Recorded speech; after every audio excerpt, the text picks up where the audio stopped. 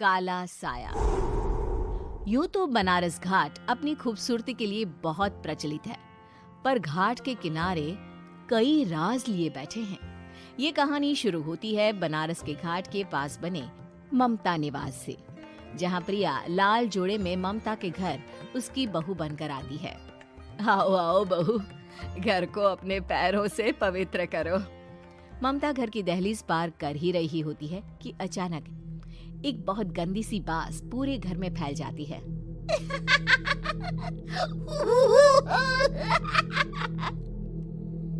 ये बदबू और ये आवाजें, ये कौन हंस रहा है माँ?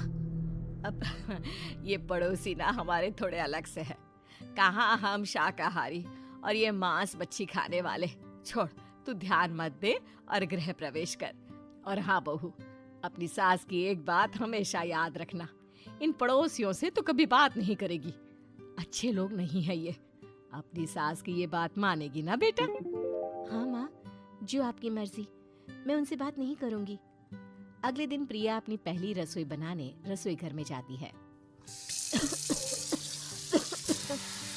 ये छोकी बात तो नाक में जा रही है। एक काम करती हूँ, खिड़की खोल देती हूँ। प्रिया खिड़की खोलने जाती है।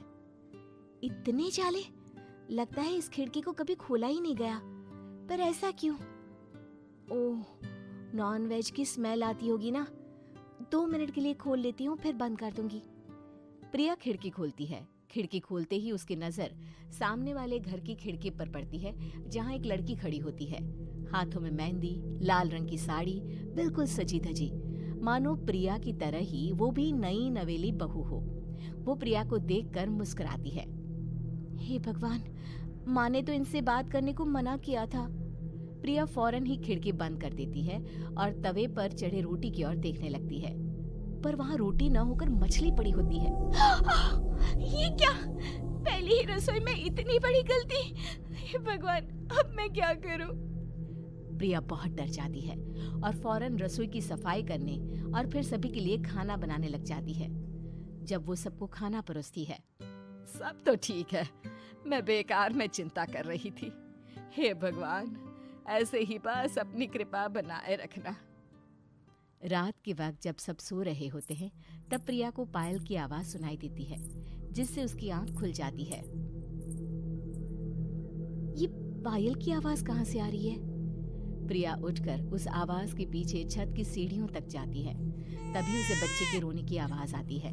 प्रिया छत पर जाती है तो क्या देखती है? वही लाल साड़ी वाली लड़की अपनी गोद में एक नवजात बच्चे को घुमा घुमा कर सुला रही है। तभी प्रिया की नजर उसके पेट पर पड़ती है। ओह गॉड, ये तो प्रेग्नेंट भी है। सुनिए, बच्चा सो नहीं रहा है क्या? मैं कुछ मदद करूं? नहीं नहीं, आपके घर वालों को अच्छा नहीं लगेगा, मैं संभाल लूंगी।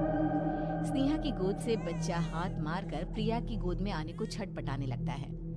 दोनों घर अगल बगल में बने होने के कारण प्रिया उस बच्चे को गोद में ले लेती है। प्रिया के पास आते ही वो सो जाता है। बच्चे का वो स्पर्श रात भर प्रिया भूल नहीं पाती और अगली सुबह वो छत पर कपड़े सुखा रही होती है। तभी उसे एक औरत इशारा करके बुलाती है।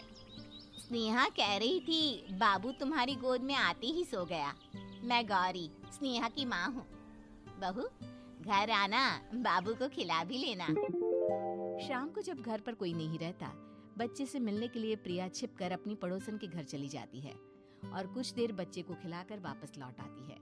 इसके कुछ दिन बाद ही प्रिया को पता चलता है कि वो माँ बनने वाली है। ममता की खुशी का ठिकाना नहीं रहता।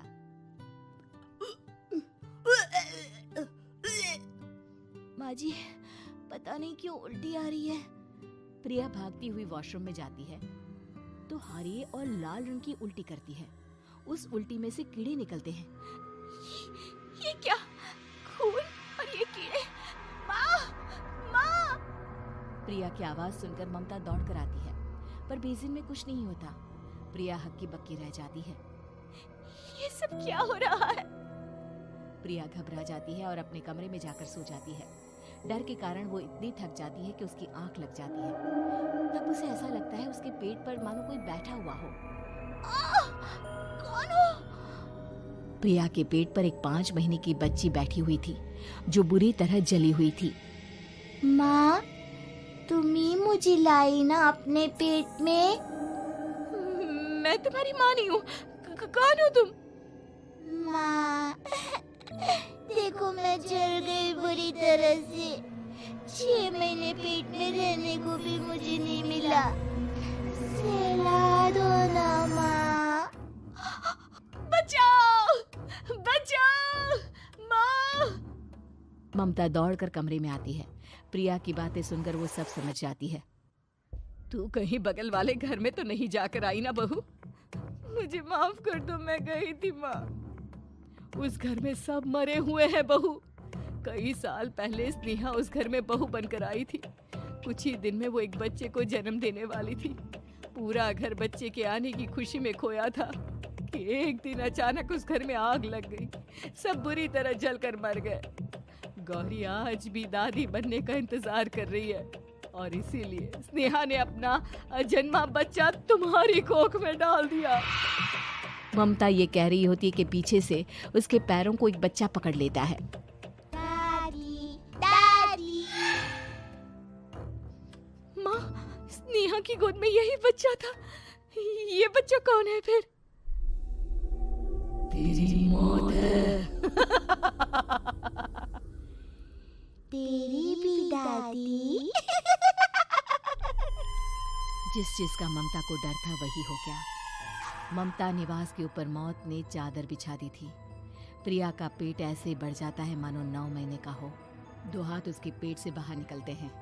बहू, संतोष को फोन कर, किसी पंडित जी को बुला बहू। प्रिया का पति भागता हुआ घर आता है। ये तो होना ही था माँ। तेरा पाप तेरे सामने आ गया तो तू सह नहीं पा रही है। स्नेहा घर में आग लगी नहीं थी, माँ ने लगाई थी, प्रॉपर्टी की लालच में। और वो बच्चा मेरी पहली पत्नी का बच्चा है, मेरा बेटा, जो कि उस आग की चपेट का शिकार हो गया था।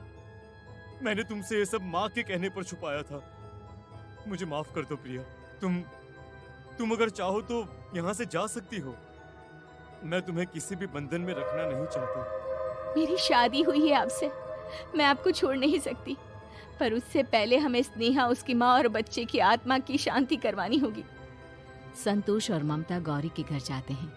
अंदर सब कुछ जला हुआ होता है। जमीन पर जली हुई लाशें बिखरी हुई थी। ममता रो रो कर अपनी करने की माफी गौरी से मांगती है। प्रिया स्नेहा के घर वालों का अंतिम संस्कार करवा देती है और ममता निवास फिर से आत्माओं के साए से मुक्त हो जाता है।